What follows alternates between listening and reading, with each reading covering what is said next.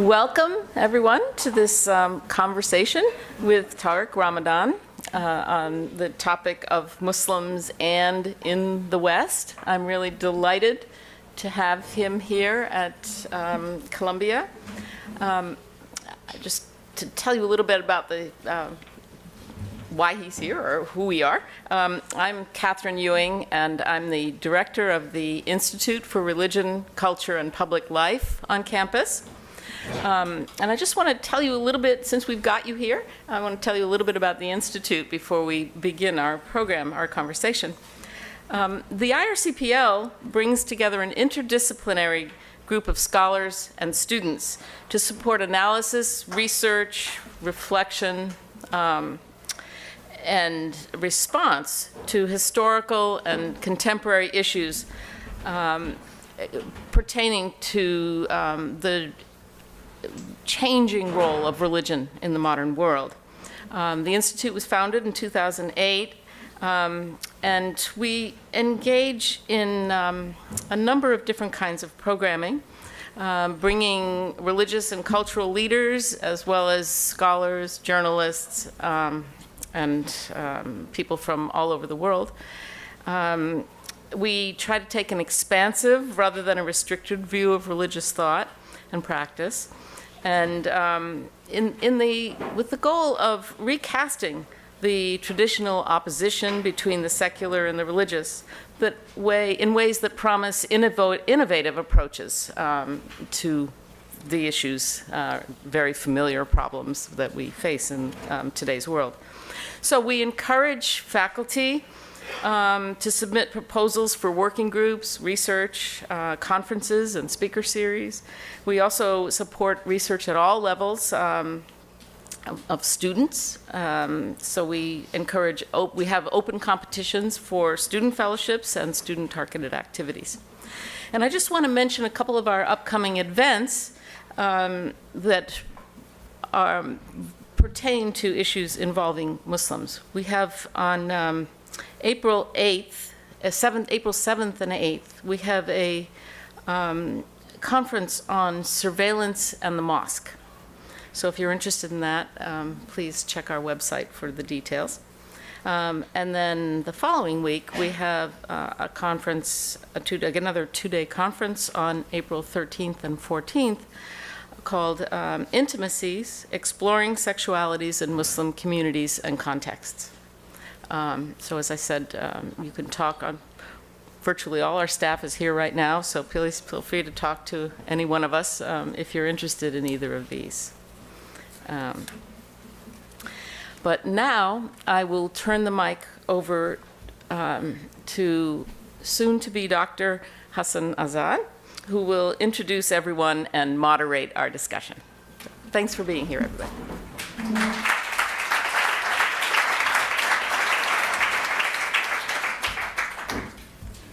Hello, everyone. I'm not going to take up much of your time here. You're here to mostly listen to Professor Tariq Ramadan. Very quickly, as most of you probably already know, Professor Tariq Ramadan is Professor of Contemporary Islamic Studies at Oxford University, and he also teaches at the Oxford Faculty of Theology. He is visiting professor at the Faculty of Islamic Studies, that's in Qatar, and the University of Malaysia, Perlis, Senior Research Fellow at Doshisha University, Kyoto, Japan, and Director of the Research Center of Islamic Legislation and Ethics. He seems to do a lot. He holds an MA in Philosophy and French Literature and PhD in Arabic and Islamic Studies from the University of Geneva. In Cairo, Egypt, he received one-on-one intensive training in classic Islamic scholarship from Al-Azhar University scholars, and he has ijazat, these certificates of allowing him to teach 7 disciplines. Through his writings and lectures, Professor Ramadan has contributed to the debate on the issues of Muslims in the West and Islamic revival in the Muslim world. He is active at academic and grassroots level, which is a very hard thing to achieve, I believe. at both those levels, lecturing extensively throughout the world on theology, ethics, social justice, ecology, and interfaith and intercultural dialogue. Again, he's very active in all sorts of disciplines. He's president of the European think tank, European Muslim Network in Brussels.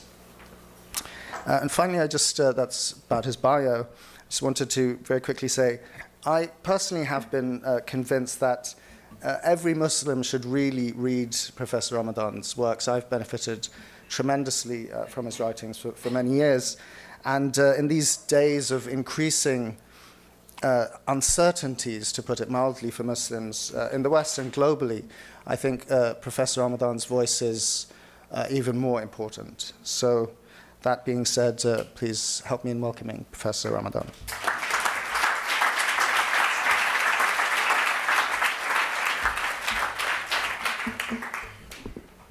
Thank you. Thank you so much for this invitation and this introduction. I'm very happy to be here for many reasons. One of them is to be able to speak here at that venue in the Maison Française. I have to come to the States to be able to speak in a French venue. And it happened exactly the same in the UK, because there's something which is very strange. Over the last 11 years, I was unable to speak in any French university. Banned and no way to speak in the country of the human rights and freedom of expression. And if you are listening to me right now, you will ask yourself why. The point for me is, I hope that it's not only for Muslims to read what I'm trying to say, but also people of other faiths or with no faith and agnostic and atheists, because I think that what we are trying to tackle here, it's our common future. When it comes to Western Muslims, and I started talking about this, not Muslims in the West or Muslims in Europe, it's Western Muslims. The way I'm looking at myself, I'm Western by culture and Muslim by religion, and there is no contradiction. The starting point here is to ask ourselves, as students, as teachers, as citizens, where are we going together, not where I'm coming from. And the point is, now it's time for us to respond to populists, to Trump and others around the world, in something which is a commitment and a deep understanding of what is happening. So when it comes to past, present, and future, let me just highlight a few points. It's very important today, when it comes to Western Muslims, to deal with the past, to deal with memory. Why? Because we have two problems. The first problem is this perception that the way we are to tackle the issue is the West and Islam. It's as if there is no Islam in the West and nothing coming from the West in Islam, which is completely wrong. If you come back to people have colonized countries, but some scholars colonize history and memory. By the way we look at Western philosophy, and the first PhD that I did was in Western philosophy, and my PhD was on Nietzsche's philosophy, it's as if you can get a PhD in the West and you know nothing about all the other civilizations and cultures. Nothing. It's as if you are able to speak about Aristotle and you don't know that Aristotle came back to Europe and to the West through the Islamic input, and not only translation, but understanding and comments. Even transforming, even the Aristotle that we knew in the Middle Ages in Europe was not Aristotle, was Aristotle reinterpreted by Ibn Rushd. And so many others. So the point here is there is a kind of perception of our history that we are neglecting a very deep contribution, and then we come back here and we say, okay, what about Islam in the West? I'm sorry, come back to history and get it right. When it comes to the history of thought, when it comes to philosophy, when it comes to sciences, when it comes to arts, Islam is already there. Not only this, many things in the Islamic tradition are influenced by the West. You can't take al-falasifa, all the tradition, al-Kindi, wal-Farabi, Ibn Rushd, all these people were influenced by the Greek philosophy. The West is already there. And not only this, these philosophers, and falasifa in Arabic, it's taken from philosophy, it's the word, so they are Arabizing the word, are having an impact on the legal scholar.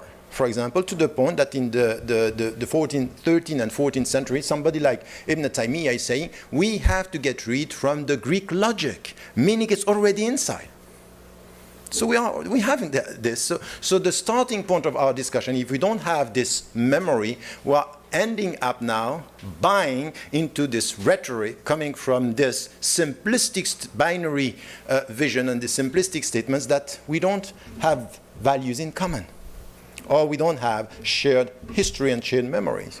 So that's the first problem that we have when it comes to the past, and we have to be serious about this. And to be serious about this is for every one of us, students and teachers, to question our own ignorance about that. That's the starting point of what do I know about my own civilization to say we versus you.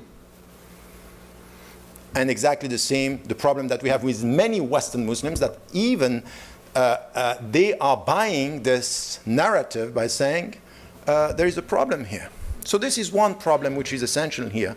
And I'm not only talking about philosophy, I'm talking about the history of thought, but I'm also talking about arts, which is very important. Because when it comes to deal with culture, culture has to do with art and imagination. It's not only the language you speak and the values that you have. It has to do with your imagination, with your taste. And if we come to this and say, you know what, there are lots of things coming from Islamic cultures, there is one religion but many cultures, it's already in the West. And where are we going to see this? By coming to Europe, for example, and saying, you go to Eastern Europe, you go to the Balkan and you speak to the Mufti of Sarajevo. And you tell him, you know what, we want you to be a European Muslim. And say, are you kidding?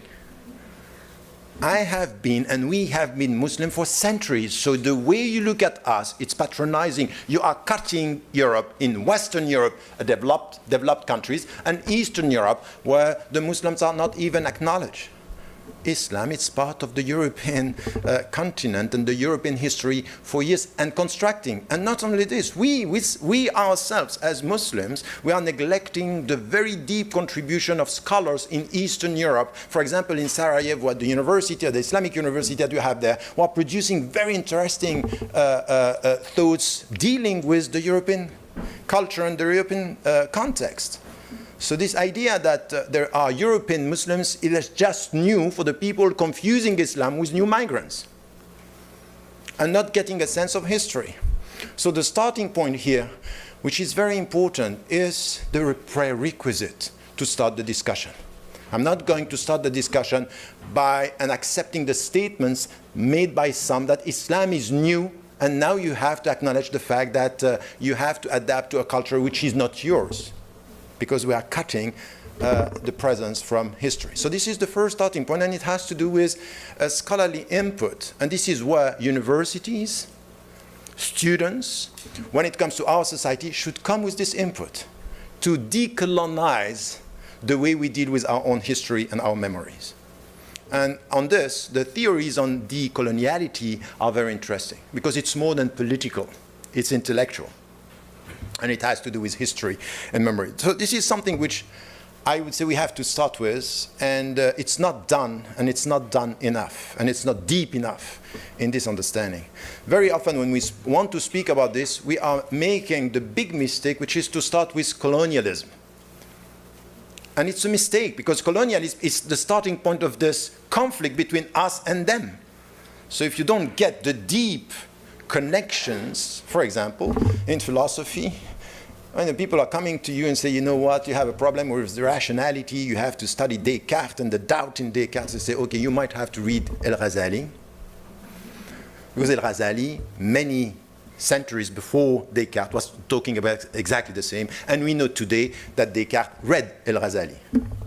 But you read Descartes, neglecting El-Ghazali.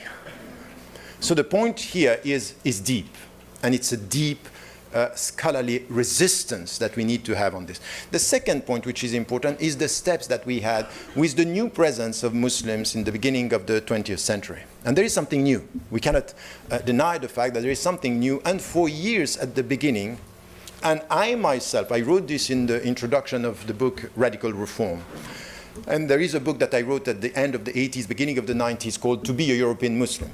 and saying what? The new presence of Muslims, and mainly we were talking about new migrants, new residents, and new citizens, and we kept on talking about the second generation. So after now, we are still talking about that. 70 years later, the second generation. We are reaching the fifth.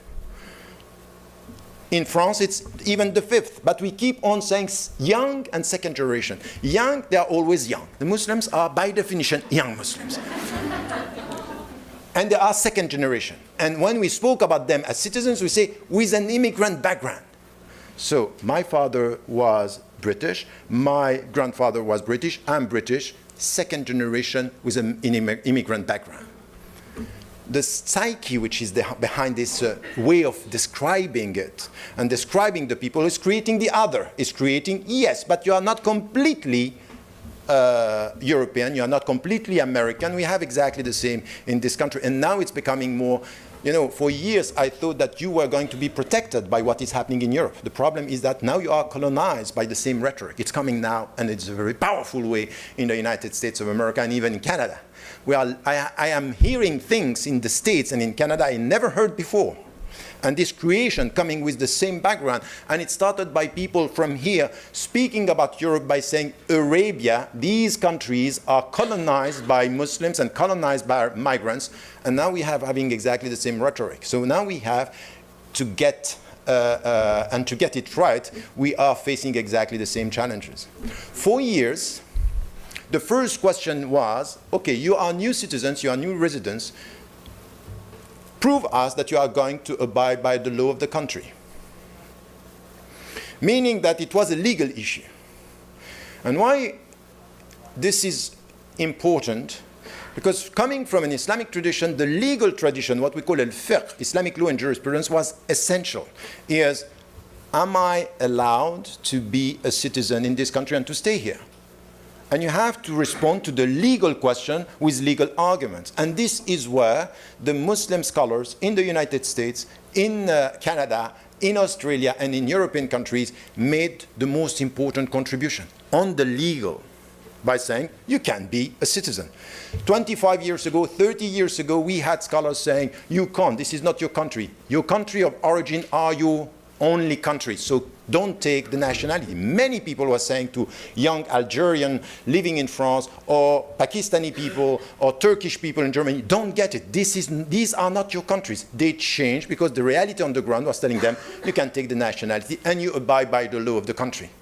And the fact was that coming from the Islamic tradition, what we had is, okay, the question is a legal question. So in fact, with the legal question is, how much do you acknowledge the power of the state? Because the state is an institution with the law. So legal and political.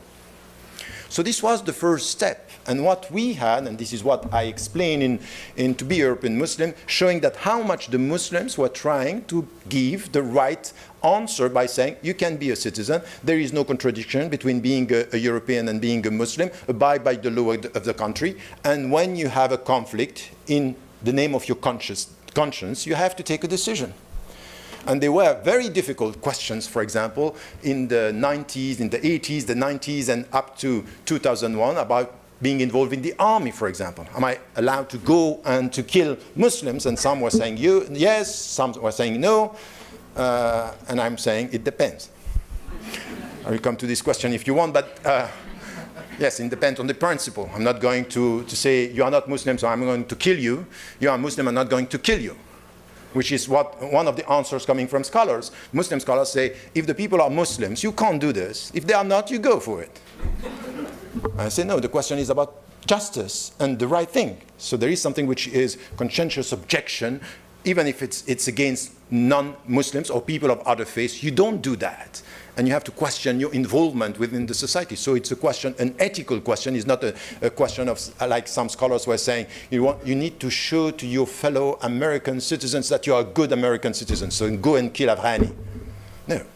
I'm not going to kill Afghani just to show that I'm a good American. I'm asking, what are you doing and why? Exactly the same as we are all celebrating Muhammad Ali, and so many Christians, by the way, he was not the only one. He was the most visible one, but so many were saying, I'm not going to kill Vietnamese because you are telling me that I have to kill them. This is against my ethical position.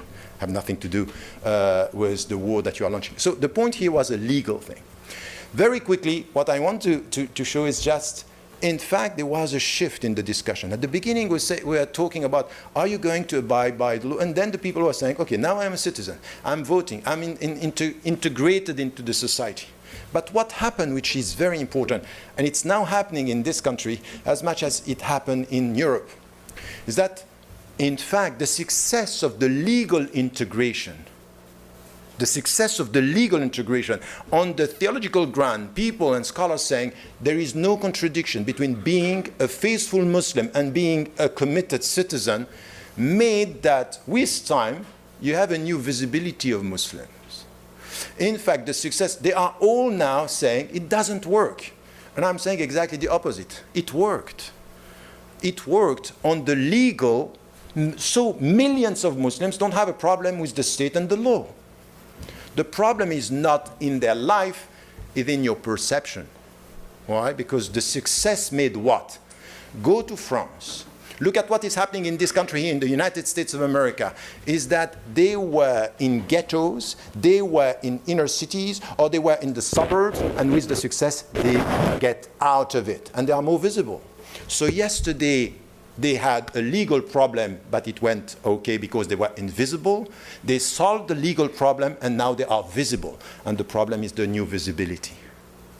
The fact that in our streets, when I was in the Netherlands, talking to people, I was working at the municipality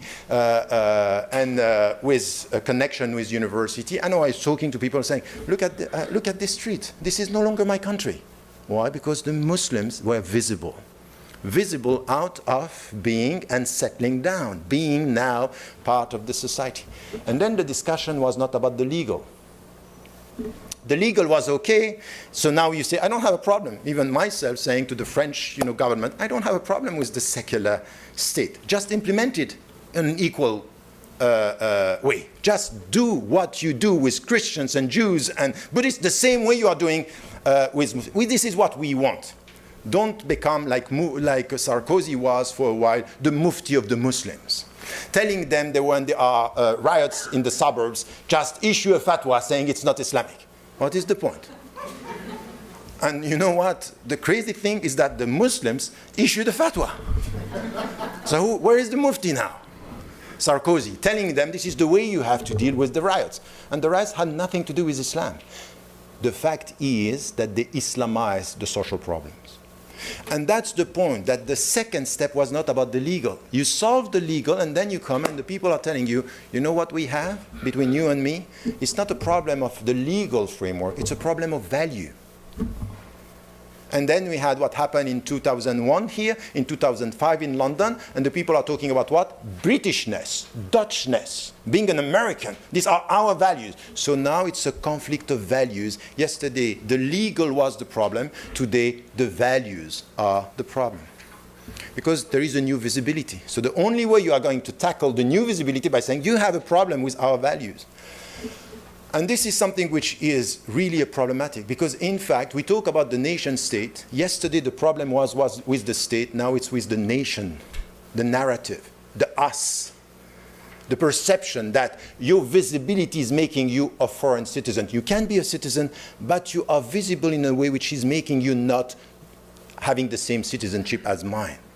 So we have a new category now of people looking at you, and it happened to me with the UDC. The UDC is the far-right party in Switzerland, looking at me, acknowledging that I am a Swiss because I have the passport, but not really a good Swiss. I'm too much a Muslim to be a good Swiss. The fact is that my values are undermining my status. So you have a new status. What Schenkel, the Dutch sociologist, is calling the moral citizenship. There is the good citizenship and not so good citizenship. And the Muslims, by definition, have a tainted citizenship, not a trusted citizenship. Why? Because their values are not our values.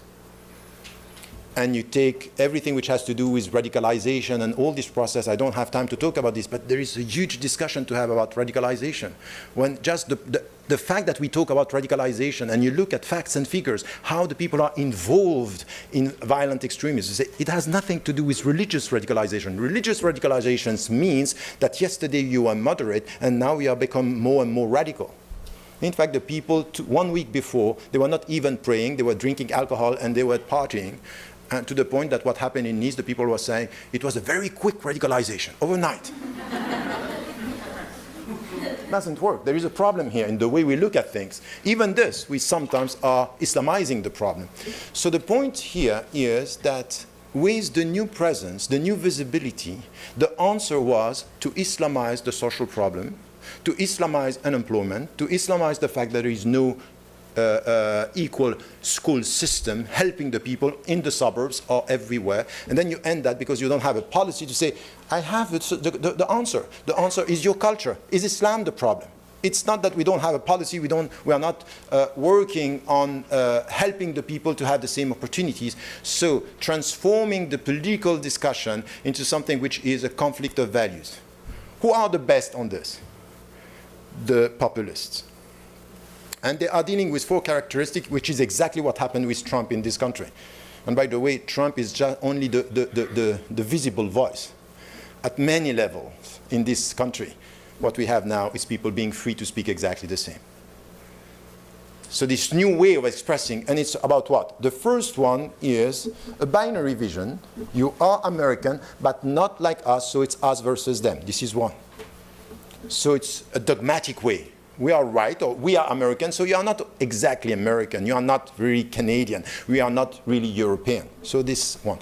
The second is about emotional politics. We are not talking about the vision. We are not talking about social justice, unemployment, gender equality. We are talking about emotional politics. It's about reacting by saying you play with the emotions of the people. And the third characteristic, this emotional politics, has to do with fear. The people are coming. They are colonizing us. We are losing our identity. Based on 2 things, the more you talk about fear, the more you make it clear that we need a security policy. So what you are going to do with the inner cities, what you are going to do with the black people, what you are going to do with the Latinos, it's a security policy. This is what we need. We don't need more social justice. This is ideology. The real fact is these people are threatening us. So this is the third point. And the last point is to nurture something which you see, and it happened, this is what George W. Bush said straight after September 11, was saying, we are the victims of these people because they don't like us. It's the victim mentality. Victimhood. We are the victims. Whatever we do, we don't ask about the foreign policy of the Americans today. You don't ask about what the French are doing in Syria. You don't ask about what we are doing with migrants and refugees. We are the victims of radicals and violent extremists. And we are victims, potential victims of their silent colonization. So you take these 4 characteristics and you look at what is happening now in Europe and in the States and in Canada, you can see that it's moving on. The populist discourse. So what the Muslims have been doing by saying we abide by the law, we are citizens, at the end the success of their presence by being visible end up being foreign citizens, not part of the narrative. It's not part of the nation. The nation is us, is Britishness, is Dutchness, is America first, minus Latinos and Muslims and black. Black. That's very deep here. We have to deal with this, which is how the whole discourse is being changed. So having said that, the last point that I wanted to make to open the discussion is this is happening now, and I would say it's not out of a failure of what was called integration. By the way, I don't use this term. Integration doesn't mean anything for me. And very often I'm saying to people who are talking to me, say you have to integrate. My problem is not to be integrated. It's for you to integrate me in your mind. To integrate me in your setting, in this us. And this is what I was calling the new we 15 years ago. The new we is you and me asking ourselves where we are heading together. Don't ask me where I'm coming from. Having said that, the last thing which is important is also to take the responsibility to understand when it comes to Muslims, and we are talking of Muslims, Western Muslims, there is a great deal, what I call the silent revolution, first, second, third, fourth generations, and trying to do the job by answering some of the questions. Is it enough? It's not. It's not, and there is something here which is very important. The answer coming from the Muslims is also to fall into the trap of the victim mentality that they are facing. Our common problem is the victim mentality. So what I see now with Muslims and Western Muslims is also nurturing a sense of victimhood. For example, I think that we have to be very clear that there is something called Islamophobia. But Islamophobia should be part of a policy, of a vision, that we are not day in, day out talking and reacting to racism, but to have a vision to go beyond that. There is no way to resist Islamophobia if the Muslims are only responding to racism against Muslims. What about racism against the black people, against the Latinos, and all type of racism? So the notion of transsectionality, it's essential. And the Muslims don't get that. To the point even that their response to this, it's even to acknowledge within, and I was yesterday with some leaders of some of the movement at the grassroots level, that they are not connected between immigrant Muslims and black Muslims. And they keep on speaking about our brothers and sisters. Yes, but let us talk about the American dream. Because some of the migrants are buying the American dream to the point that they are dismissing the black reality in the inner cities and in jails in this country. So here there is something which is deep in our discussion, is that the answer coming from the Muslims today is very often superficial and acknowledging this victim reality and transforming it into victimhood. This is one. The second is that too often the citizens, the American citizens, the European citizens, the Muslim Western citizens are only visible when we speak about Islam. And they are not visible, and not enough visible, when we speak about everything. We have to talk about education in this country, healthcare in this country. We have to talk about the environment. We have to talk about gender equality. And to get rid of this discussion, you know what, I'm free to wear the headscarf. That's fine. What is your opinion on same skill, same salary when it comes to women? Let us talk about serious issues. Let us talk about equal opportunity when it comes to the labor market. This is where we should be. And not only to, oh, you speak about Islam, I'm here, I'm a Muslim. And you know what, I'm nice. I'm not a radical. That's not going to work like this. That's a serious question here, which is to transform the whole narrative to be the we that I'm talking about here, to go from the legal to the national, to the narrative, the common narrative, means that we have to be involved in everything. When it comes also to culture and arts, the best integration we have when it comes to the nation in two fields: entertainment, music, and sports. That's it.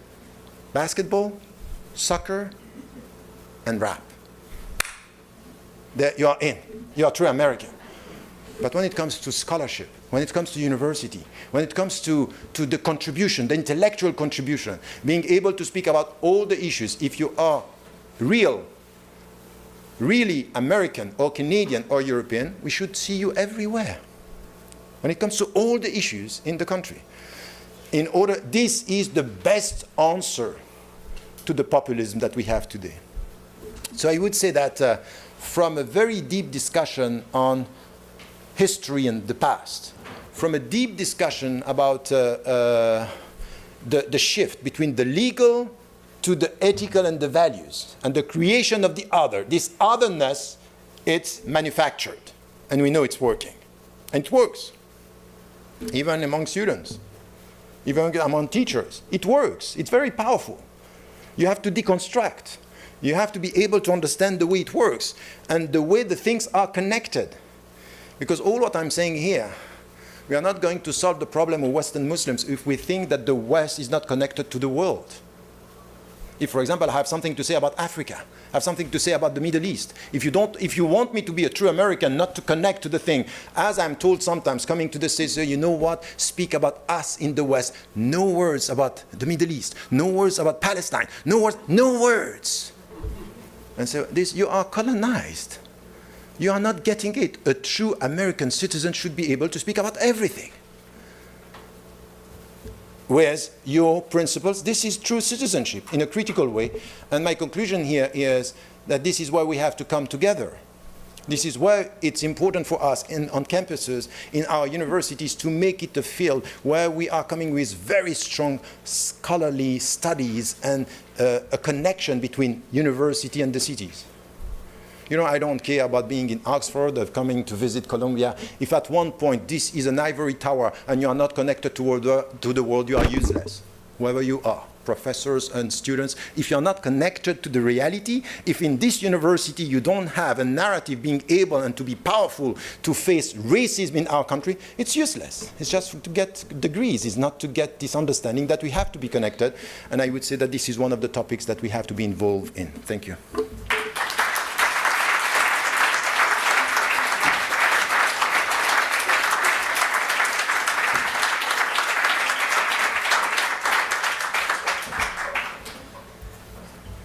Thank you so much, Professor Ramadan, for an extremely stimulating and thoughtful talk. Lots to think about and ruminate on and take back with us. I would like to now welcome... Oh, are we sitting at the table? Or? Oh, I'm sorry. No. Oh, okay. Pretend that didn't happen. Catherine Pratt-Ewing is Professor of Religion, and she is also coordinator of the Master of Arts program in the South Asia Institute. Until 2010, she was Professor of Cultural Anthropology and Religion at Duke University, where she served as the Executive Director of the North Carolina Consortium for South Asian Studies. In 2010 to 11, she was Professor of Anthropology at the University of Wisconsin-Madison before moving to Columbia's Religion Department in 2011. Her research ranges from debates among Muslims about the proper practice of Islam in the modern world to sexualities, gender, and the body in South Asia. She has done ethnographic fieldwork in Pakistan, Turkey, and India, and among Muslims in Germany, the Netherlands, and the United States. Her books include Arguing Sainthood, Modernity, Psychoanalysis, and Islam, Stolen Honor, Stigmatizing Muslim Men in Berlin, and the edited volumes Shariat and Ambiguity in South Asian Islam, and Being and Belonging, Muslim Communities in the US since 9/11. And just wanted to quickly add, on a more personal note, Professor Ewing has been my mentor at Columbia, and I've benefited tremendously from Professor Ewing's erudition and remarkable mentorship. And I'm personally convinced that everyone should have her as their mentor in some capacity.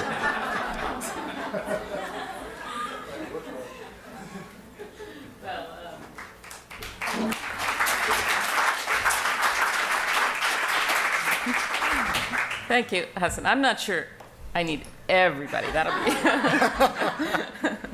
But, and thank you, Professor Ramadan, for a very stimulating talk. I've read your work for many years and have particular reactions and thoughts, things I've pondered on that I think touch on what you just said, but also coming from my own particular angle. And one of these is thinking about the issue of culture. And you have a phrase that you've made well known. Islam is not a culture, which I think has been picked up by many young Muslims, to use that phrase, but young Muslims, and by Muslims, often Muslims living in the United States and Europe, as well as in other parts of the world. And this is something that, from the perspective of an anthropologist is a little bit hard to understand, or I've talked to anthropologists who say, well, everything, that every human practice is cultural. And yet, this phrase has been really, I think, significant, and has, I think, had a lot of positive effects or positive sort of force for people who have drawn on it in their own lives. And I think it's been, for example, important for Muslims thinking about how to be Muslim in the modern world. I mean, it seems really clear that it frees up, so when second-generation Muslims, and I know that there are third and more now, but for second-generation Muslims especially, where their parents practice Islam in ways that are different from what might be comfortable for, say, a Muslim whose parents came from Pakistan, and do things that, or think about Islam as something that involves practices that just don't quite feel comfortable in an American setting. So, young people are going to school and learning how a certain kind of orientation to the world, and then come home and are, say, embarrassed by their parents, for example, which is a common second-generation phenomenon in all ethnic groups, and not peculiar to Muslims of various backgrounds.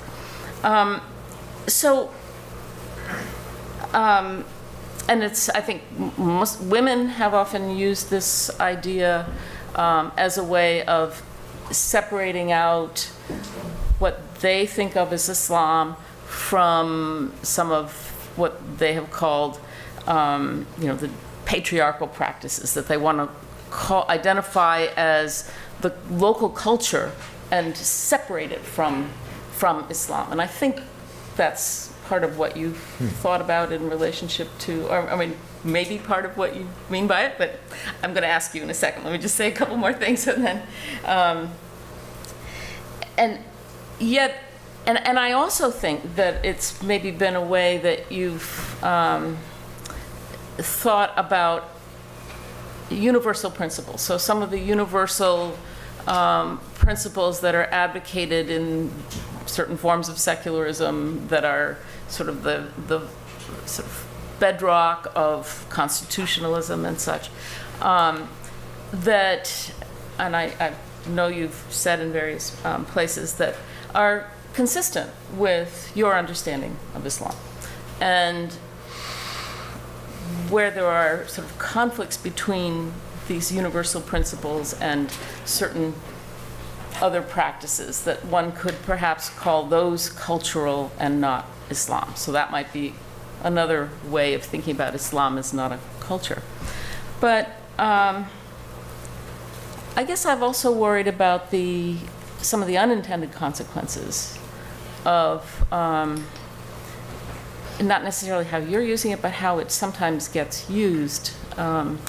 Is there a way, and I think it comes out of this initial problem of, is there something that's not cultural about one's practice of Islam?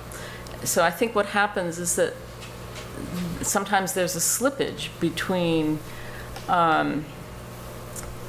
sort of rejecting local cultural practices and embracing other practices that are considered sort of somehow more Islamic, and yet maybe from another perspective are just as cultural, but have somehow become dominant or hegemonic. So, for example, when I was in Pakistan back in the 70s and 80s, I don't think anybody had heard of the word hijab. And now, I think, people look at, like, how could that be? but amongst the people that I knew, people never talked about hijab or wore a dupatta or a headscarf in a particular style that is now identified as hijab. So somehow, for some people, this has become the proper Muslim way to do things. It is part of Islam and not cultural. You see, so certain principles or certain practices get universalized. And the question comes down to kind of intra-Muslim affairs in some ways. So what are the effects, and how do you think yourself, my having sort of raised these sort of thoughts I've had about it, how do you think about the phrase, Islam is not a culture, and do you see kind of complex and perhaps sometimes troubling effects of this kind of universalizing principle? Thank you. Thanks. Hope that wasn't too complicated. That's okay. Do I have to respond, or we No, I think, please go. Yeah. Okay. Thank you. Thank you so much for... These are two difficult questions and complex reality. The phrase that I'm using to make my point, or to try to make my point clear, is there is no religion without culture. Any religion is going to be experienced in a specific culture. At the very beginning, when it came, for example, Christianity, Judaism, and Islam, and then it's within a culture, right? So that you can't just get a religion without the cultural dress. So there is no religion without culture, and there is no culture without religion. When you look at all the religion in one way and another, whatever is the reality of secularism within a society, there is something which is coming from somewhere, from a specific religion or a dominant religion in history. So there is no religion without culture, there is no culture without religion, but religion is not culture. So that's the phrase that I'm using. It's not exactly the same. You can't have one without the other, but we have to try to differentiate what is religious and what is cultural. And what I'm trying to do when I'm saying Islam is not a culture, is that wherever you go throughout the world, from Senegal to Indonesia to all the way through the Middle East, you have some principles that are the same for all the Muslims. The principles. So, for example, wherever I go, I speak about the Tawheed, the oneness of God, which is the starting point of everything. We agree on that. The 5 pillars of Islam, we agree on that. The fact that we have to fast, these are principles that are transcultural, and they have an impact even in the spiritual communion. So when we speak about ummah, in fact, the ummah is the spiritual communion. It's what brings us together as a community, that wherever you go, you feel that the pillars or the fundamentals and the principles are the same. Now, how is it going to be translated? This is going to be influenced by the culture. So the universality of Islam is not to uniformize the culture, is to get the same principles with a diversity of cultures. So there is something within universality which is an accepted diversity. An accepted diversity in 3 levels. In the way you read the scriptural sources, so interpretations. So I don't agree with people saying, the sociologists in the way, so we'll come to the anthropologists just after that, but the sociologists saying they are Islams. I'm saying, no, be careful. There is one Islam, many interpretations. You don't speak about Christianities and Judaisms. You speak about Judaism, and then within we have interpretations. So we have different interpretations, and we have to acknowledge this, starting with the fact that one of the main challenges that we have today is the relationship between Shia and Sunni. So going from political disagreement to religious rejection, which is very dangerous. This is what is happening now. But this diversity is there. So we have the first diversity of interpretations. You have diversity of schools of law and trends. In the last book that is going to come, it's already published in the UK, but it's going to come in September, which is, I was asked after 35 books to try to write a simple introduction to Islam, which is really complicated. This is what I did. But to be simple and accessible, with deep questions, and especially in the atmosphere that we are experiencing now. It's quite challenging. And I was just also talking to Muslims as well. I'm talking to people who are from other faiths and other backgrounds to say, look, you have to get it right from within, that there is a diversity of schools of law, schools of thought, and trends. So this is the second. And we have a third level of diversity, which are cultures. So Islam is not, and I keep on repeating this to the Arabs, is that Arabic is the language of the Quran, but the Arab cultures are not the cultures of Islam. There are many other cultures, so the diversity.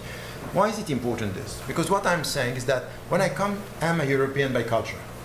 There are much more, in a way, values that I find in the Western culture that are consistent with my principles that I find in the Arab cultures. So sometimes I'm closer to Islam as to some of the principles when I live in Switzerland than when I am in Saudi Arabia, where I can't go anyway. But that the point is. But the point is that it's true. So here you are saying something which is to deconstruct the thing. Your question is an important one. Was where is the limit? How do you know that it's cultural or it's religious? And this is an open discussion. For example, the headscarf for almost all the traditional scholar, it's part of an Islamic principle. The way you are going to wear it could be cultural, but the way that you have to wear it, it's a principle. By the way, even in Pakistan at the time that you were going, it was already there for many. I think it depends. Well, probably by the 80s. I think I probably misspoke. In the 70s. Okay. I really didn't. But the point is that you are right on one thing, is that depending on the political situation, sometimes it came and went, and it was. And even in African countries, it's already there. And sometimes depending on the influence of the Salafi or some organizations. But I should add, though, in Pakistan, it's not that women didn't cover. There was the burqa, there was total covering in certain settings, but that particular form. Okay, so, and that's true, because this is where also the influence could be. So the fact that, for example, you can, if you say, for example, it's an Islamic principle, and you would say, for example, in the Western culture, you try to find your way to wear it, that's fine, that's up to you. You don't have to take the Saudi way, which is the black way of, or the black color. It's, for them, it's only black, which is Islamic. Not in the way of, anyway. So the point is that you have to acknowledge the fact that there is something cultural in the way you wear it.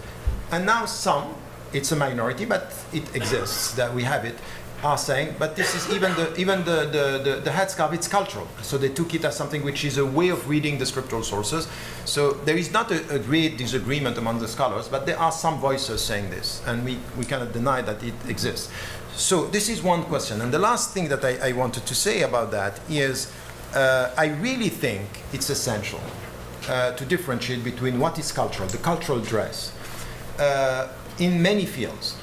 First is how are you going to feel that you are a Muslim, depending on the environment, and by saying the fact that you are a Muslim with the principle should help you to take from the surrounding culture everything which is in agreement, in accordance with your principles. So you are very positive to the diversity of culture.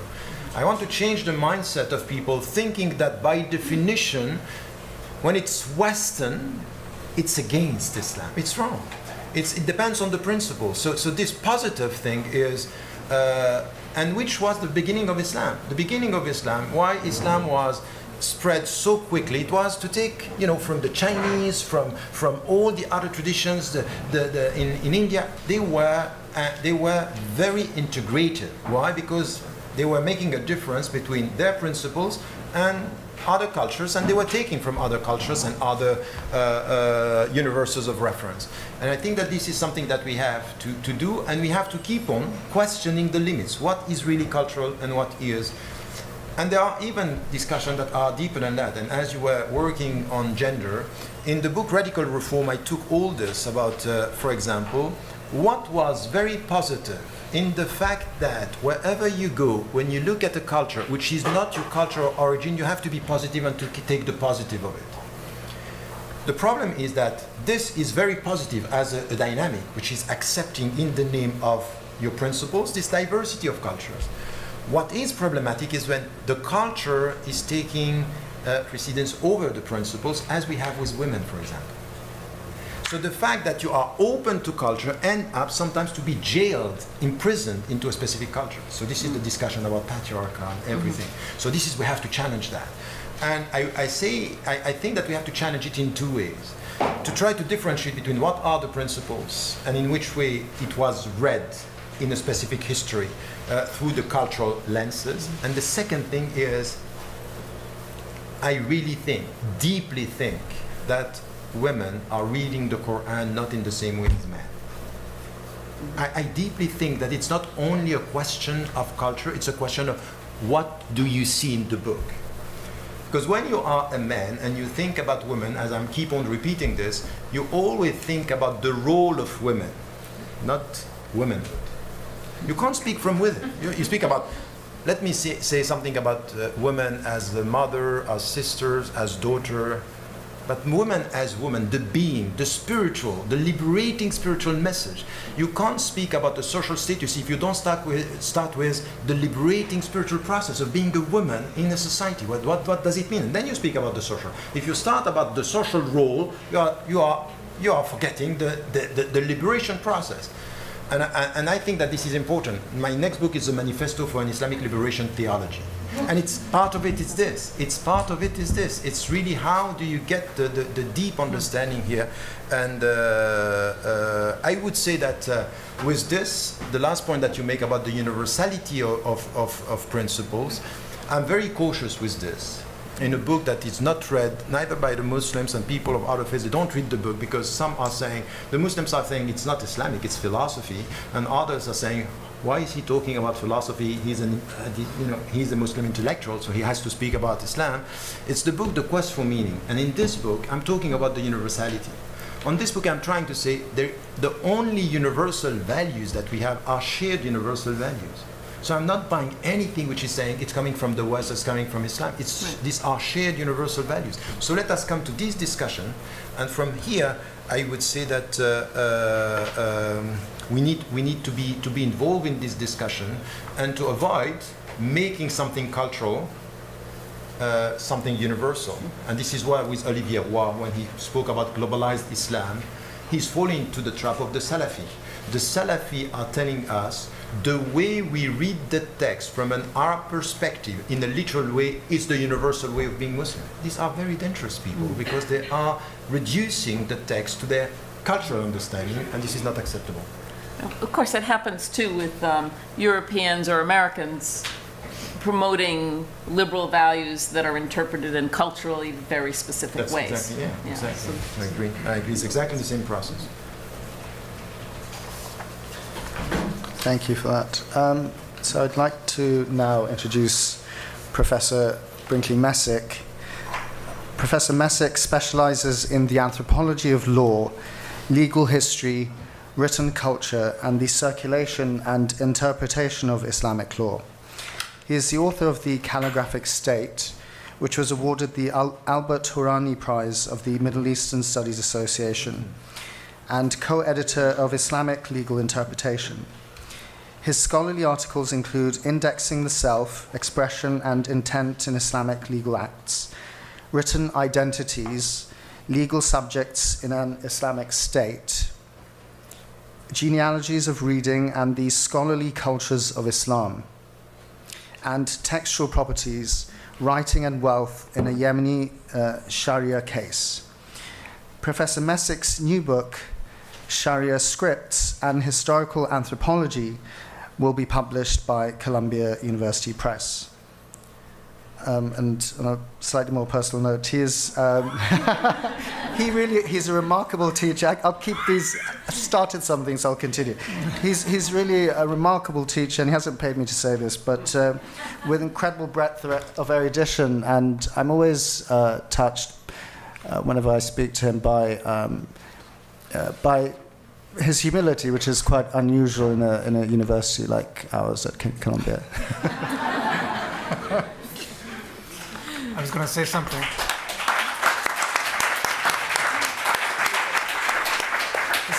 This is functioning? Yes, it is. Thank you, Hassan, for the introduction. At least you're not sending a horde of students my way. I want to say a few things about Columbia University, actually.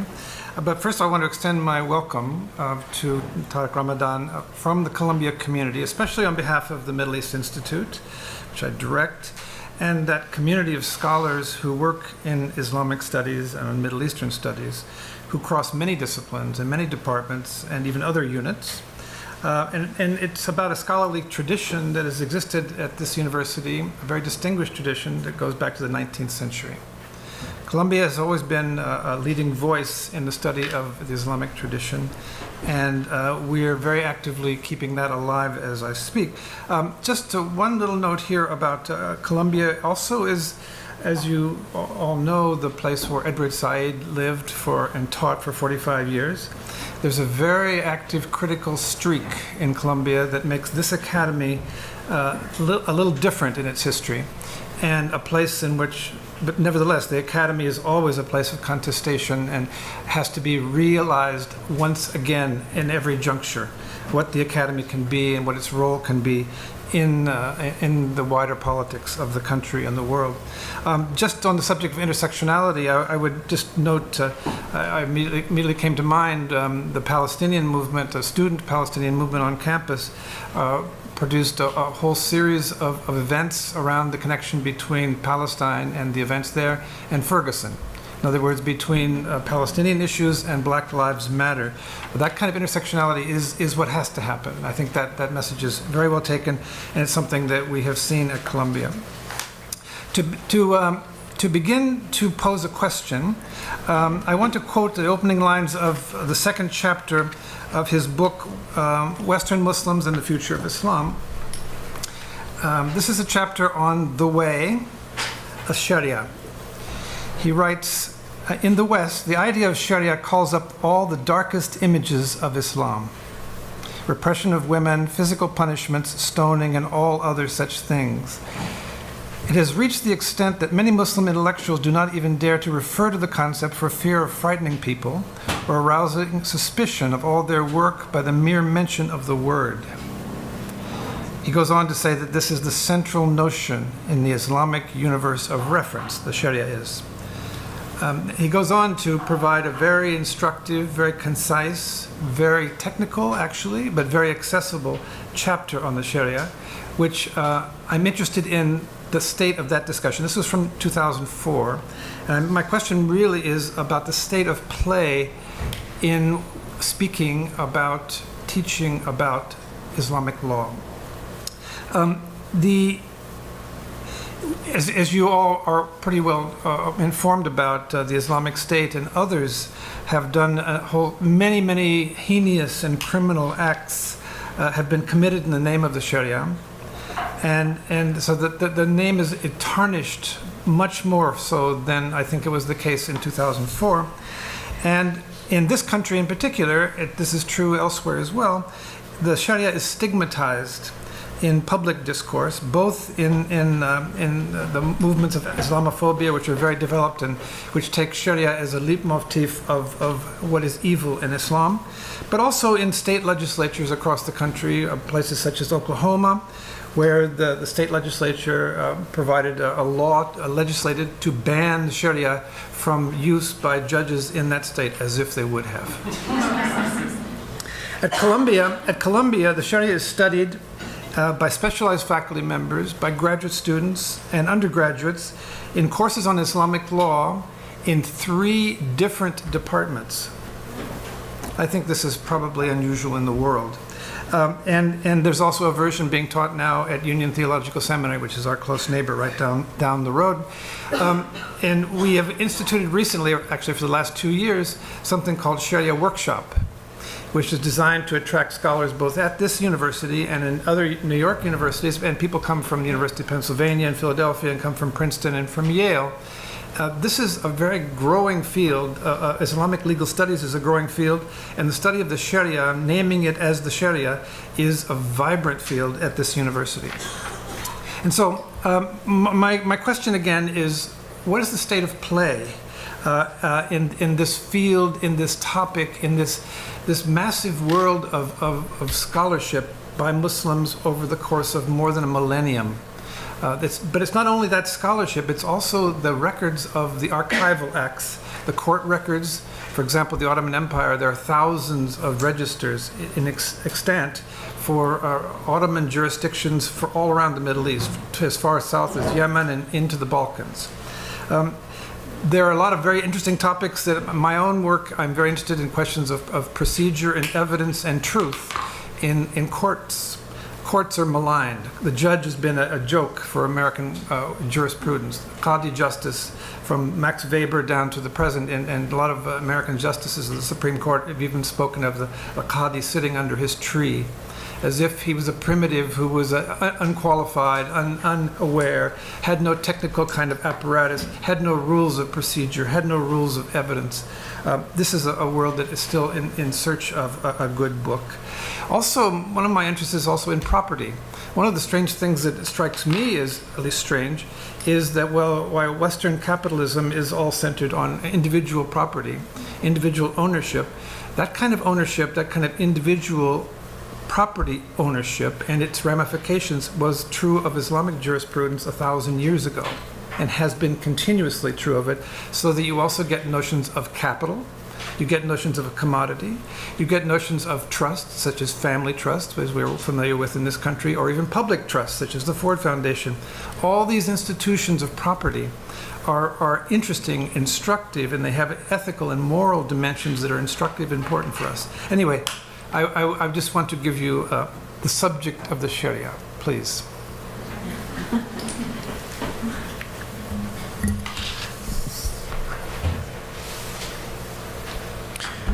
Thank you. Thank you so much. I think that, once again, we are facing around the world, and of course, what is happening today with Daesh and Boko Haram and the so-called Islamic State. But not only. It's very negative. The perception of implementing Sharia, it's negative. But this was here even before Daesh, with all what we had with the Sharia bill in 22 US states, and what was behind the whole philosophy of pushing that way, making Sharia a dirty word and a word that is just showing how much the Muslims are alien to the reality of the country. And I think that this is what we, from within academia, we have to resist. And what you are trying to do with the workshops and all this is essential. We need now, I keep on repeating this, there is also colonization on our terminology. So I have people saying, you know what, in order for the Muslims now to be trusted, they have to avoid talking about jihad. So you're not going to be able to avoid jihad in the Islamic terminology. You can't do that. Sharia, you can't avoid the term, and there are lots of terms that we have to read, to study, and to be able to come with the complexity of their specific definitions. Because in your field, in the legal, Sharia, it's the reference to the legal tradition, which I think when it comes to the mysticism, for example, the Tasawwuf, Sharia has another meaning. So what, in the last book, I'm giving the different definitions that we have in different fields. Which is important. Why? Because from within, what we have to do is to resist this negative understanding of the notion, to show the richness and the very long tradition, as you were saying. It's completely neglected, and it's really patronizing, and sometimes really just show how much the people are ignorant about the very long tradition. So we have to make it a scholarly topic, and to reconcile the people with the complexity of the Islamic tradition, for example. The problem that I have from within as a Muslim scholar is very often what I'm dealing with, and with some Muslim scholars, is that they are reducing the legal to procedures and not being able to show that behind the legal there is a philosophy of law. Sharia has to do with this. So I want this background back. I want to reconcile the Muslim thinking with the philosophy of law, which is there in with all the great Muslim jurists, for example, the fuqaha, are all dealing with a very specific methodology. We come back now to understand, for example, with the Shatibi and the Maqasid, that there was and because he put it clearly, he said the Meccan period is the overall principles, al-kulliyat, and then you have the translation of this in the second period, and he's just making it clear you cannot get the objectives if you don't get the al-kulliyat, and then the legal is means. But my point is, and I think that this is what we have to do, is to be able, for example, to say something about even Sharia in the United States of America, but not in the very narrow legal thing. For example, I said this is in the book To Be a European Muslim, saying the fact that by law it is said all the citizens are equal in the country, it's my Sharia. It's integrating the principle into something which is a legal tradition, which is also inclusive. Everything which is good in in legal terms, you can take it. I think that this is missing. The complexity is missing. The teaching that you are doing, it's essential. But I would suggest, this is my point, that I'm trying to deal with what are the crises that we are facing as Muslims within our own tradition. And the centrality to the point that it became the only priority of saying the legal is essential in the Islamic tradition is problematic for me. So the philosophy is low, is not there. Philosophy as such. I am now, in the work that I'm doing on ethics, all what I'm doing, and even with the liberation theology approach, by saying how do we have to understand the use of the legal within a cosmology. So I want to reconcile the legal with the philosophical. But I also want to reconcile the legal with the ends, the goals, the maqasid. Not at the price of the legal, because this is also a problem. People are coming with the objectives and they are forgetting the rules are not so important. Let us talk about the goals. And I think that we are experiencing a crisis here. So I would like to come to a deep discussion about Sharia, not only on the legal, but also facing the internal crisis the Islamic scholarly tradition is facing today. Why is it, for example, that the legal is becoming so important? Why is it that in the United States, the people who are now reaching the people are talking on two things? They are promoting tasawwuf and at the same time madhab. So the very narrow legal belonging to a Shafi'i or Maliki, you are in a very specific, so it's putting something which is a clear legal framework by saying, and it's also a spiritual thing. So reducing Sharia to something that for me is very problematic. So I think that there are two things, is the way we talk to the society, how we have to deal with this in a critical way, what you are doing, and in which way we have to respond to this distortion of our notions. But I wouldn't do this without understanding the challenges within. So and this is where we need to work together. I'm now bringing in all what I'm doing, for example, in ethics. I want people of other faiths to be with us, discussing the perception they have of the Islamic notion, because they can see things the Muslims are not seeing in the evolution of thought. That's very important. This is where it's it's a very important contribution into the discussion. So this is the way I see it in the West. Just want to say, the problems of the present with the colonial transformations of Sharia, reductions of jurisdictions to just family law, you lost a sense of all the criminal law, the property law, all these things all sort of disappeared as if the Sharia is only about the family. It's about everything. The chapters of these books are amazing. And in the historical materials, in my view, there are lots of wonderful things. And one of my pleasures in working in this field is the imagination of the jurists. They imagine, they think, you can see them reasoning. They will dream up hypotheticals. They will dream up problems. There's an incredible juridical imagination, which is always also ethical. And that's in the level of the doctrinal works. Then on the level of the court records, you see the incredible problems of people in society, actual problems that people could relate to. Litigations. How do you run a murder trial? What kind of evidence can be in that trial? How do you trust witnesses? How do you deal with falsifying witnesses? These aren't just Islamic phenomena. These are worldwide phenomena. And how people deal with their properties, how families fight over the wealth of the patriarch. These are things that are going on in Texas and they're going on in Marrakesh. And so there are things to be learned about the history that will inform this present, where the present, it's much reduced. Your chapter isn't reduced. Your chapter is very rich, very full. This chapter 2 here, but a lot of the present-day discussions about what Sharia is something that's very atrophied. The spirit is lost. If it's made part of a constitutional kind of order or a nation-state, it's inevitably subordinated. But it wasn't in the past necessarily, and it has their riches to be in touch with. I agree, and I disagree on one point.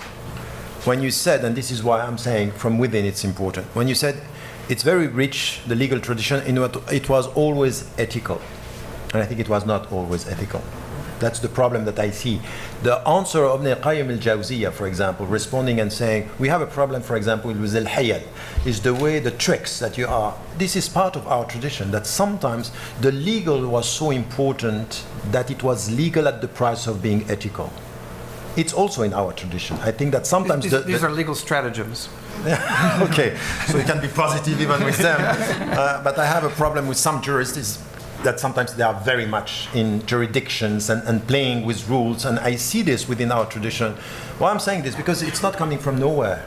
What I see today with some, for example, the Salafi, the literalists, they are very, very tough and sometimes very bright with the rules. Now you have the people who are thinking that the literalists are ignorant. That's not true. They know the text, and some of them are very bright. But the way they are able to reduce the whole thing into a set of rules, at the price of the ethical, at the price that you don't ask. For example, we have it's in our life. The problem that I have with some jurists when they talk about halal meat, for example.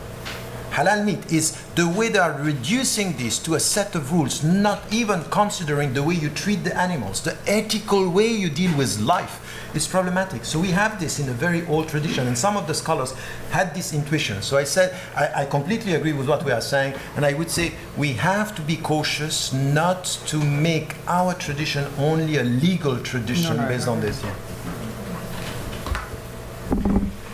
Thank you for that. I'm very quickly going to pose a question before we open up the floor for questions from the floor. I'm glad you mentioned the issue of halal meat, and my question revolves around ethics, which is something, of course, you're very interested in. You mentioned in a recent article in The Guardian that rather than Islam requiring a reformation, what is required is for Muslims to reform their minds, which I really appreciated and appreciate. And this sort of, for me, ties to the very question of bringing the Islamic ethical project, as it were, for want of a better word, to foreground it rather than to forget it. Muslims don't talk, by and large, I have yet to meet many, about animal welfare, animal rights. Is it actually okay to eat factory-farmed meat? I mean, as far as I can tell, there's no way of justifying it based on the Islamic tradition that I know. I don't think the Prophet would approve of it. Anyway, relatedly, what are Muslims thinking, for instance, of some issues that many people think are science fiction still, but these are areas in which there are literally billions of dollars being poured right now as we speak, areas such as artificial intelligence, radical human modification through technology. These are questions that have to be grappled with now, and not wait until it's already a reality on the ground. And I wanted to hear your view on those things a little bit. Yes, I once again, this is exactly where I am now in my work. In the book Radical Reform, I was saying in the introduction that I reached limit with the work I have been doing in fiqh, because my training was mainly about fiqh, and this is what I was coming from, usul al-fiqh and fiqh, which is law and jurisprudence and the fundamentals. And I was trying to solve the problem of the contemporary Muslim majority countries and the Muslims in the West by thinking we have to promote an ijtihad with new, and I still think that we have to do that. The problem that we have is that we have a deep crisis of authority within the Islamic tradition. And we have a very deep crisis of something that is crossing the board. It's even happening in our universities in the West, which is this fragmentation of knowledge. We are very specialized and there is no transdisciplinary. There is, but not in all fields and not the way it should be. And I think that what we have today is that we have scholars, when they deal with Western issues, for example, they come with fatwa, legal opinions, by telling us you can do this, you can't do that. And you just realize that they don't know the environment. They don't even know what they are talking about, or they have a report. And it's exactly the same with all our councils, that they got a report on the economic things. They don't understand the complexity of the global economy and say, is this halal? And they end up telling you about halalizing the means and not questioning the goals. So some are telling you, you know what? Islam is regulated capitalism. That's it. So you took, and that's it. So they are not questioning the whole structure and even the goals. What is economy? How do you deal with this? Exactly the same with medical science. And now we are dealing with a very deep question about genomics. Is the DNA and the whole knowledge that you are getting out of this. We need applied ethics. And applied ethics means what are the values that you need to have. So what I'm trying to do in the center, for example, Islamic legislation and ethics, is to bring together scholars of the text, so the traditional ulama, and scholars of the context, medical doctors, or artists in their field, or journalists, or economists, and to bring them together. And not only Muslims. I want people of other faiths, or people who are, for example, we ask Bichamp to come, the principologist on bioethics. Mm-hmm. And we bring them and say, okay, question, because we want the scholars to understand that they don't get it. It's not going to work like this. And we have to deal with these issues at different levels. So we have some answers, and the field where we are ahead is the medical field. You know why? Because this is the only field that the shuyukh just have to acknowledge that they don't know how it works. They know that they are ignorant. They don't know. So you have people saying, tell us when we consider from a medical perspective that somebody is dead. What is death in medical terms? So the scholars, they need this. So for more than 35 years, they have been working together. My take on this is that we can't have but collective ijtihad. So people coming from different fields and working together, which is applied ethics. And to get the knowledge from people who might have the same ethical concerns even though they are not Muslims. Right. And they are questioning the thing by saying this is what is happening now. But we are very far. So I have been working on this now for the last 5 years. And my first conclusion is going to be very difficult. You know why? It's not only that you bring the people together around the table, they don't speak the same language. Right. These are two universes. So one is talking about the complexity of things. So it's very difficult. It's a long process of education, re-education, in order to be able to reconcile the three things which are important. So this is why I want to recapture the very essence of Sharia, for example, by saying it's the relation and the reconciliation between al-ahkam, the rules, al-akhlaq, the ethical reference, and al-maqasid, the objectives. And to understand that the rules are but means between the principles and the values and the goals. How are we going to reconcile all this and to come to a critical discussion within, which is a shift in the center of authority in Islam, which is also something which is not really liked by some of the shuyukh today. Right. Like what I am trying to do. I'm trying to do exactly what you feel I'm trying to do. Right. Much needed. Thank you so much for that. So we'll take some questions now from members of the audience. So the gentleman with the glasses, raising your hands. Do we have a mic? People can speak up. Oh, okay, yeah. Well, why don't you stand up, please, and just pose a question? Sure.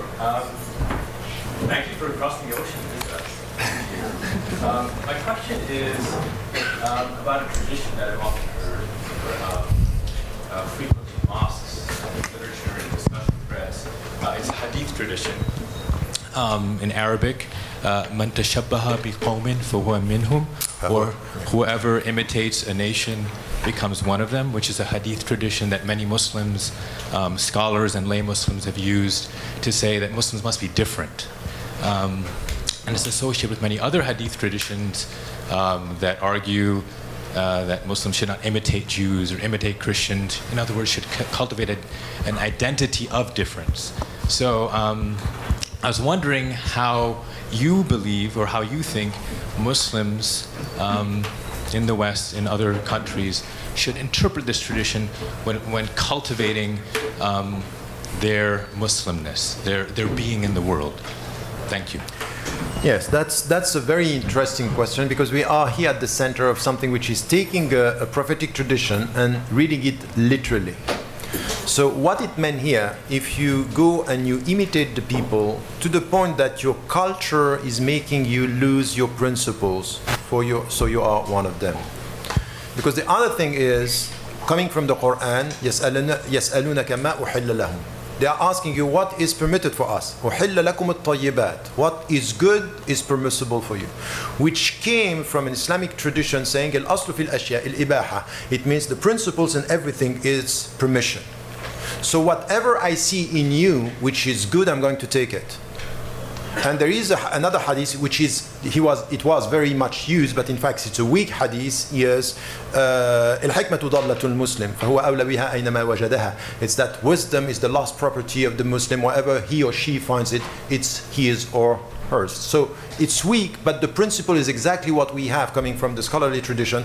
Everything that you have in a culture, which is what happened with the Prophet in Mecca and in Medina. When he arrived in Medina, he didn't avoid all this. Even with singing, he told the people, the Ansar, they like singing during the marriage. So bring the two singers.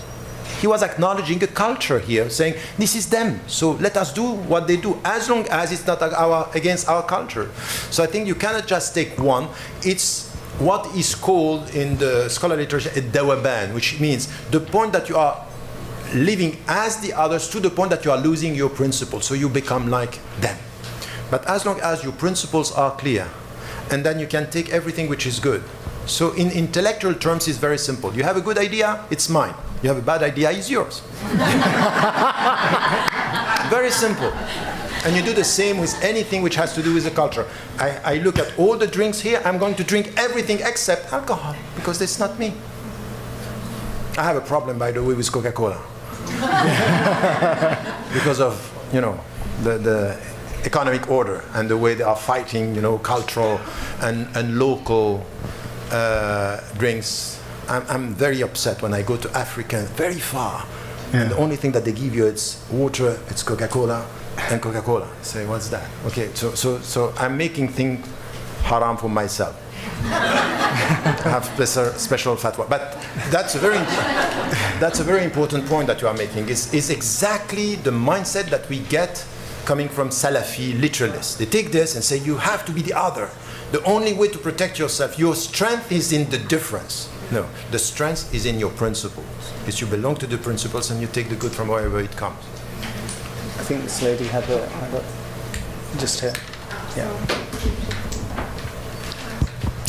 Yes, thank you so much, Dr. Ramadan. It was very interesting speech. You mentioned that religion is becoming a culture. What I witnessed and lived some of the Middle Eastern Arabic country, religion was not a culture.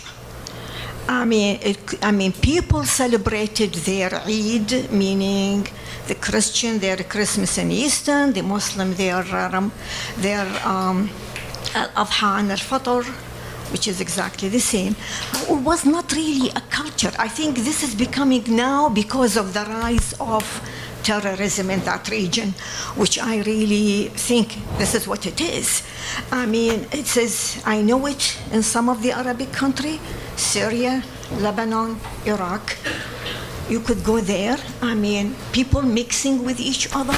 So maybe it is this what we have to deal with, and we have to deal also now with this, which I really is heartbreaking, the animosity between the sects in Islam. And how do we deal with that? Yes, quite quickly. Thank you so much. Thank you. Quite quickly on this. I don't think that it's only coming after, terrorism and violent extremism. By the way, even with these situations, we have to be quite strict with the terminology that we are using. I was talking about radicalization and even terrorists. I think that, we came to an agreement at one point with the British government just after 7/7, talking about violent extremism and to be very cautious about the way. And then they changed again the way of dealing with it. But I don't think it's only coming after that. I think that there always was a reference to something which is cultural. And even in the way, for example, I'm traveling a lot. I'm talking to different audiences. I can feel the cultural dimension of their belonging to Islam. Even in something, I have a platform, for example, today on Facebook. You cannot just realize the way the people are reacting. It's very cultural. You can see that some of the issues there is a cultural reaction. So to say that Islam is not a culture, was not a culture, Islam was always perceived from a very specific viewpoint. And you go to Pakistan, you can feel it.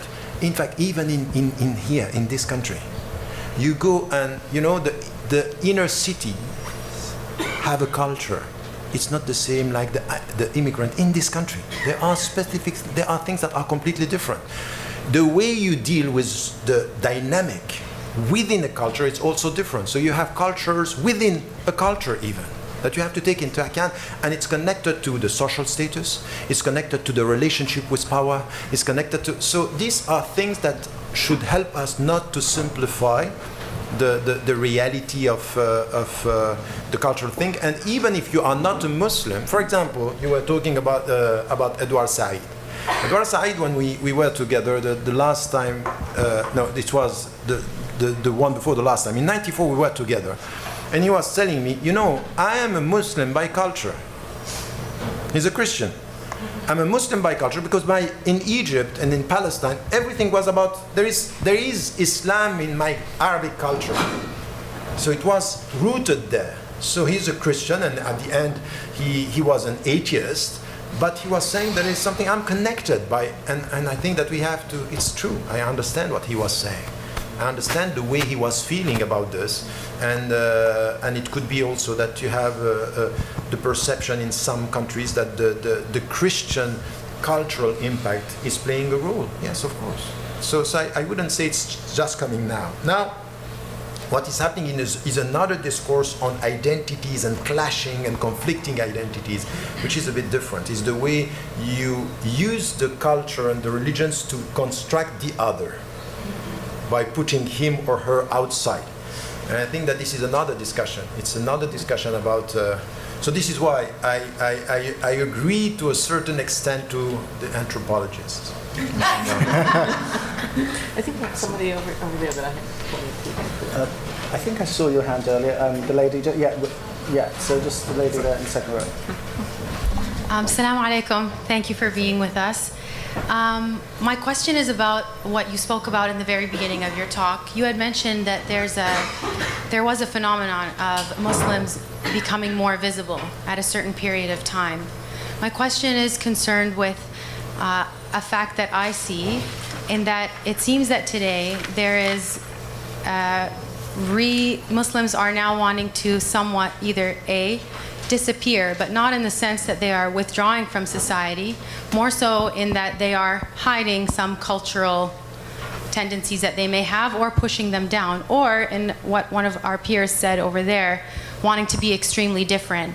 And so it seems like there's a dichotomy that's really polarized in the way that Muslims have been dealing with their identity in the West. And it's not to say all, but I'm wondering if you could comment on the polarization and which you think might be more dangerous or harmful to Muslims, and where you think that perhaps the good middle path, to bring a little Buddhism in there, could be when it comes to forming Muslim identities in the West. Yeah. That's a very important one, and it's not an easy one, because I agree with you. We see the two trends today, people being so scared to appear as Muslims that they want to disappear. And we have some scholars, by the way, telling them, disappear. So they are saying the people don't like really the headscarf, remove it. They don't want you to be visible in the way you dress, in the way you speak, in the way you have your, for example, the masks. So disappear. So the good Muslims is the invisible Muslim. And that's very dangerous. That's very dangerous as to the rational, what is behind this. Now, there is another tendency, which is what the Salafi are saying. You're not going to be liked in this country, so just isolate yourself, remain who you are, far from the society. And it's also playing into what Daesh wants. This is exactly what they want. They want us to feel rejected, and they want us to feel, and they want the society to feel that you're not going to make it with the Muslims. They are a threat from within. And some of our politicians are buying into this and nurturing this. So there are, mirroring rhetorics that we have here. The populists are exactly saying what Daesh wants them to say, and Daesh is doing exactly what is nurturing this discourse. What is the way forward then? The first, for me, it's really to get this right, that when you belong to a society, you don't only abide by the law of the country, you belong to the society. So I'm now talking, I was at one, this was in the 80s, I was talking about integration of your intimacy. It's how do what I call now the sense of belonging. You belong to the society. And the sense of belonging is the way you have to think about your visibility within the society. So there is nothing wrong by being visible by the way you dress and who you are. Because at the end of the day, all the people are telling you, we don't want to see you. What are you going to do with your color?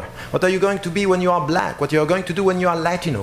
That's not possible. We need to educate the people to deal with this visible diversity.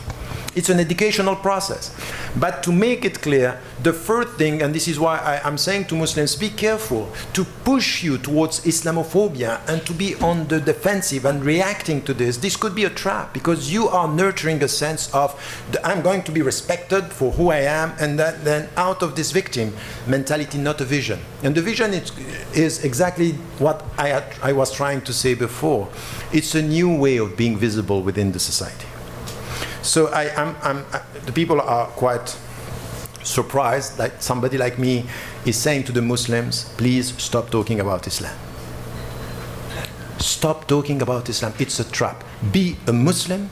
Be Muslims out of your ethical distinctiveness within the society.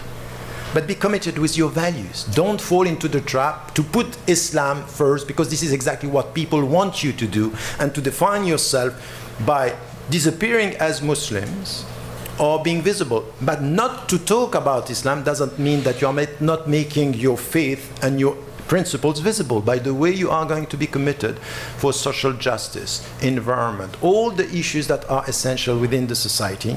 So it's for Muslims to be part of the social dynamics, but not only this. There is something which is essential, and you know that it is a struggle. You have a political struggle, but you have also a cultural struggle.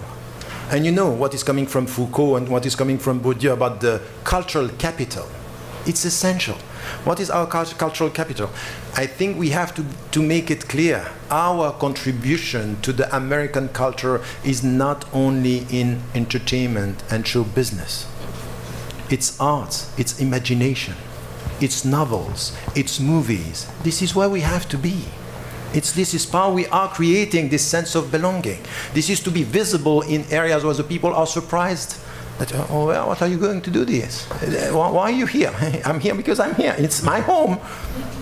It's my way of contributing. So imagination, it's the way, what I was talking about. Where are the historians being able to say, what are you talking about? Let us come to this history. Let us decolonize this history and come with what is the West today.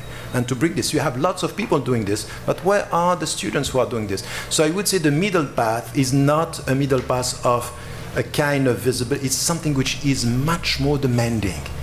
in intellectual terms, in social terms, in cultural terms. This is the new generation. People are saying, I belong to this country. The book that I started and I never finished, and I want to finish this book, is called Our West, Towards a New Narrative. And it's based on this. It's very much dealing with, paradoxically, less talk about Islam and more involvement of Muslims in all the fields is going to make it something which is the contribution. You know, I'm taking a very simple example, which you have to think about this. When you are contributing within the society, the people are not asking you, where do you come from? But when they feel that you are a problem, this is the first question. I'm always taking the Zidane example. Zidane in the French soccer team, no one was, except once, but no one asked him, where do you come from? Because he's pushing towards, and that's, psychologically speaking, this is where I would call the middle path. I don't even call it the middle path. This is the path where I really think that the Muslims should avoid talking about being invisible. That's not the answer. That's the answer. We have a scholar in France saying, fiqh al-du'afa. So it's the Islamic law and jurisprudence of the du'afa, how do we, the weak, exactly, the weak people. So what's that? So you start by telling us that we are the weak? So how are we going to be equal if we start with this? And I think that this is very dangerous. Gentleman here in front. Yeah. Thank you. Assalamu alaikum. You touched on a lot of topics, but there was one thing that you said in particular I wanted to correct you about in regards to the treatment of black people since the Trump era, we'll say. Yes, Hispanics and Latinos are being targeted more with the whole thing with immigration, but African Americans, that is not like that. We still have our problems too. The thing that I wanted to bring up is the problem that we have within the community here. You made mention about the creation of other. And what I find here, especially in academia, when it comes to African Americans, we are pretty much marginalized. So, I mean, in this room right here, there's only one face that I recognize, which is this lovely lady here, Sister Aisha Adawiya. But besides that, I know none of you in regards to the plight that happens, you know, being Muslim and being black, because you're being black twice when you're Muslim and you're black, just so you know. So just to tie everything back in with what you were saying in regards to bridging the cultures, you have people who come here, and when I say people who come here, I mean Muslims, who come here for a better life and a better opportunity, and they're told the same line that other immigrants are told in regards to upward mobility. So you have a situation like, I don't know if anyone remembers about like last month, a lot of the bodega owners here closed their shops on Thursday to protest the Trump ban, but were they closed on Friday to make Jumu'ah prayer? So it's like we have these cultural issues, and then we have these. I don't even want to say that it deals with Islam, because if you're open on if you're closed for Thursday. Sorry, sir. What's your question, please? Okay, I'm sorry. I didn't mean to. It's just a lot going on. But my question is, like, how can we bridge the two? Like, we have this serious schism, and it deals with color to a certain extent when it comes to leadership and things like that. How do we bridge this? Because we have there's a schism. I mean, it's like you have. Okay, thanks. Sorry, didn't mean to be long-winded. I cannot agree more with you. Not only I know what you are saying, I feel it when I come here. You know, my first encounter with this country was not coming with the migrant, because with my family, my father, the connection with Malcolm X, the connection with the African American and what he was saying, visiting my father being in Harlem. When he was coming here, he was not going to the migrant. He was not buying the American dream. He was dealing with this discourse from within. And when I started coming here, you know, I was going to Chicago and the ISNA convention, and at the same time you have the convention of the black American at the same time in the same city in two different venues. Unacceptable. Unacceptable, and meaning what? that the understanding of all what we are talking about here, the principles, the values, what we are talking when it comes to intersectionality, the understanding that whiteness and blackness is a reality in this country, and if you don't get the deep roots of this discussion, you're not even understanding what and how it is working with Muslims in this.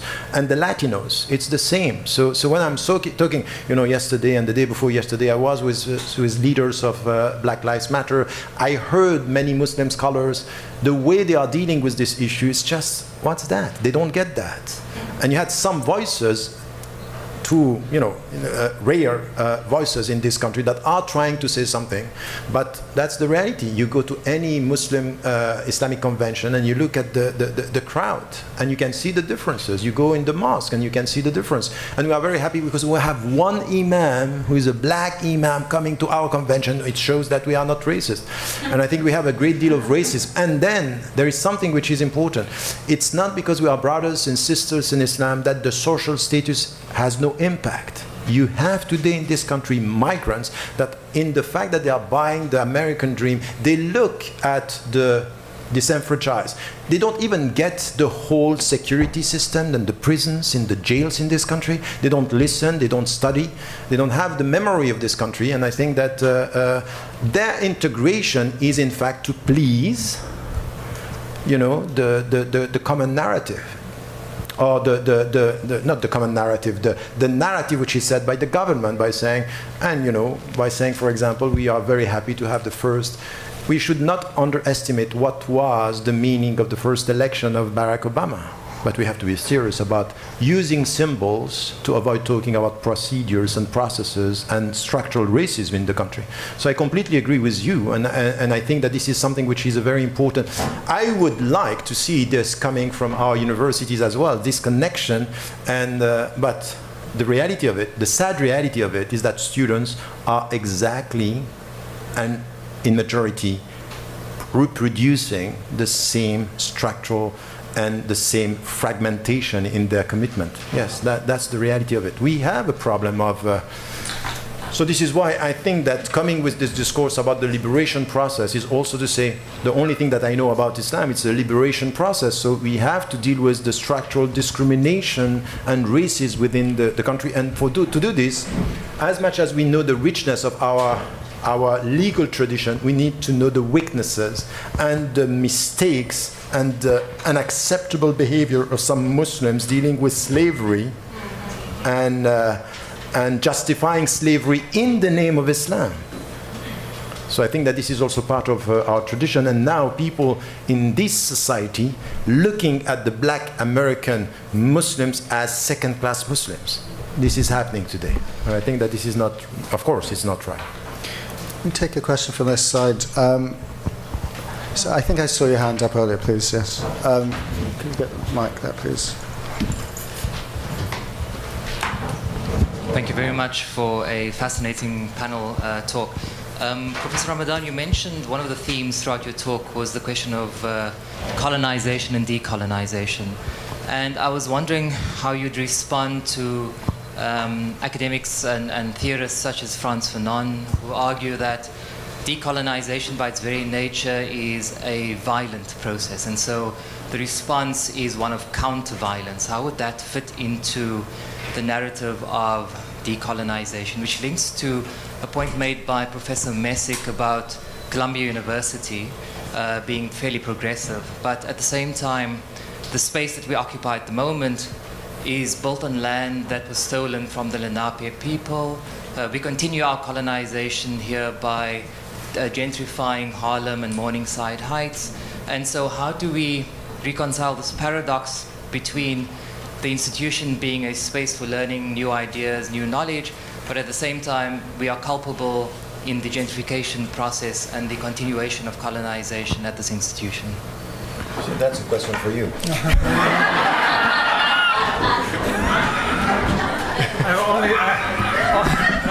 Not really, but one little note. I mean, it's precisely a remark like that in a setting like this is what the academy is all about. And it gets answered, it gets responded to, it gets heard. And that kind of, that's what this place is. That's what the university is, that has to be continually recreated to push those questions, raise those issues, have those debates. But we have an expert here. No. I agree with this. This is very important because if we start by saying, you know what, there is a space where we can question and promote the critical, but we keep on repeating, but this place by essence is just the symbol of a historical discrimination, and so we cannot end. You're not going to do anything because you will find this everywhere. The starting point is just to acknowledge one thing, which is something that we should celebrate, really, to start with, is the space where we can open a critical discussion. Now it's true that some institutions, some would like us to stop at one point. Don't go too far in the critical thinking. So all the discussion about freedom of expression is not the space where you are free, is the limits. So who is putting the limits and how? And I think that what I see within academia today is that on these discussions, you can question, you can open doors, and you can be critical. So you have to do it. And you cannot justify our laziness in questioning the limits by saying, yes, but there are limits. Yeah, but question them. No one is preventing you from doing this. So we have to do this, and it's an ongoing process, and we have to be vigilant with this. Why? Because today we have something which is coming in our country, for example, in the UK. We have a discussion, for example, on some pressure about our freedom of expression. When it comes, for example, in something which I think should be clear, that when it comes to anti-Semitism, we have to be clear. But we have now, coming from the government, telling us there is a problem with anti-Semitism. So when you discuss and criticize Israel, you are very quick to be labeled anti-Semitic. I think that this is where our discussion should be. Anti-Semitism, we have to come with this is something which we have to be principled. Anti-Semitism should be condemned, and no way in our institutions. But now to say our criticism of a policy or a state is ending up you telling us this is anti-Semitism, this is infringing in our freedom of expression. So what I'm saying here is no one is preventing you from doing this, to question the limits. And I think that you cannot just say, yes, but this place by essence is a place of discrimination. Yes, okay, and so what? So what are we going to do now once it's said?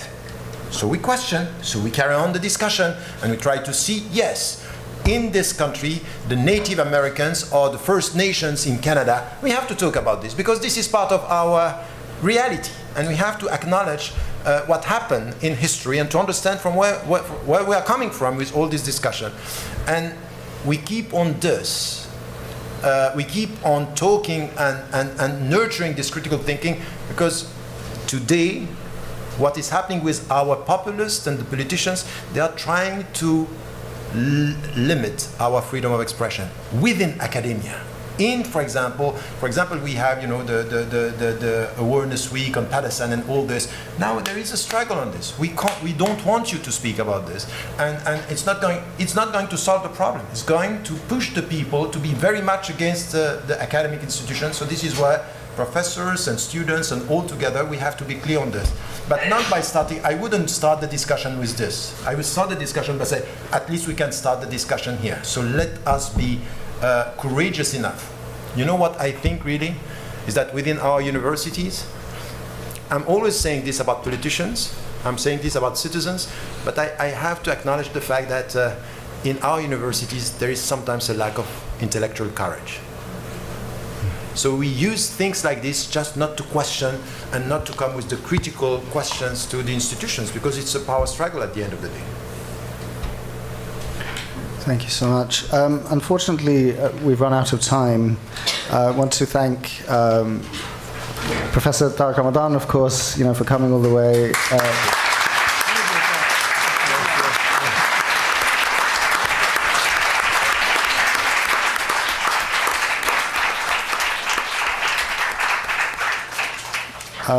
That was really remarkable, as I'm sure all of you experienced and was expected it to be. Just very quickly, a few points that I felt stuck out to me, and I'll be pondering a little more later on, is the issue of victimhood is something communities are facing. We need to question that and get out of that mentality, the importance of cross-disciplinarity, arguments that cross the boundaries and the boundaries of our identities. A vision, creating a vision for a new way of being visible in the West, raising our collective and individual cultural capital, decolonizing history, and all of these things are very complicated, and there isn't a single sort of answer for how these things are going to be realized. It's a demanding way of being, as Professor Tariq Ramadan told us. It's not an easy task, but I think anything worth doing takes effort. So thank you all once again for coming, and thank you.